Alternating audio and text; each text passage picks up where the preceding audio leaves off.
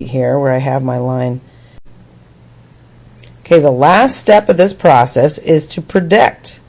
What happens when a man is 7 feet tall? Now there's two different ways you can predict.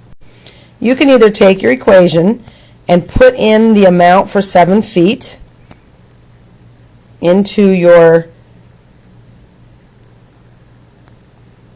equation. So let's go to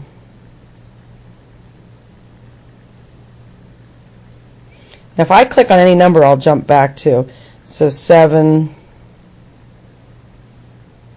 Okay, so we have 84 inches. So this guy's 84 inches. So you can see that's why I said the x value equals 84 inches. So that is the height. So if I put that into my equation, I can figure out and solve for y. So I can do that mathematically.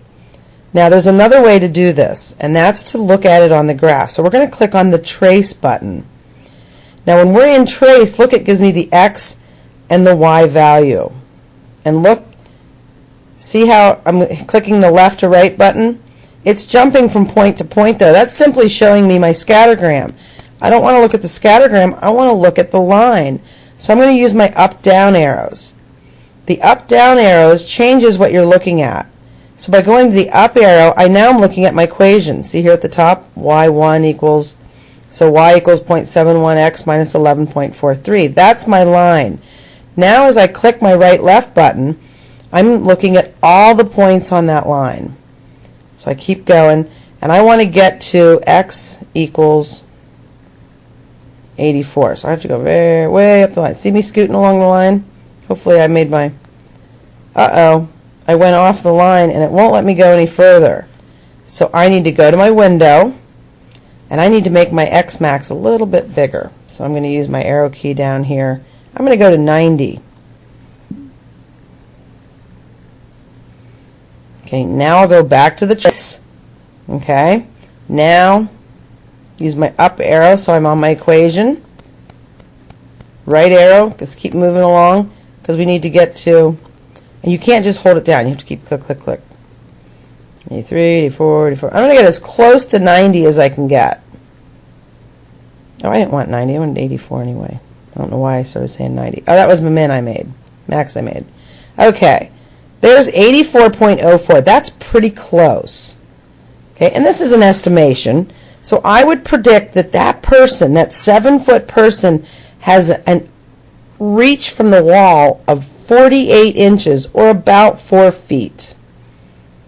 Okay, so when I go along my line until I get to that height I'm looking for, I can simply look at the y value to see if that matches. So we got about 48 inches. Let's go ahead and do it mathematically just to check our work. So I know I have 84 inches. Okay, you can also put in the number 84 and it will move you to the exact y value also. So I got 48.21. Okay, so let's go ahead and go to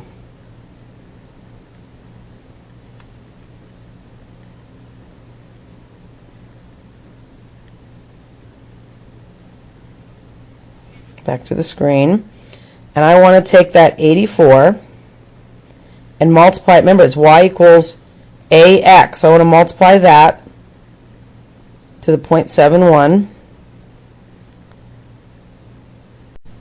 minus 11.43.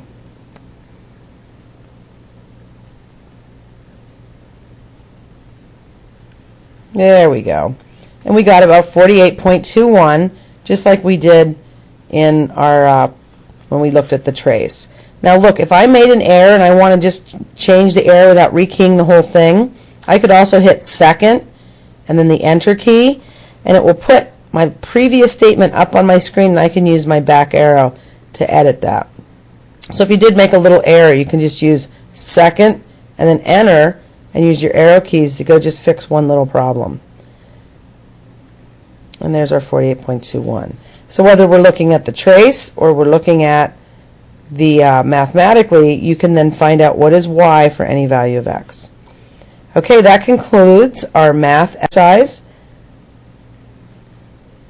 I hope that you learned a lot about the graphing calculators and you see that relationship between linear equations and data and how you can use linear equations in the real world and to predict for other data.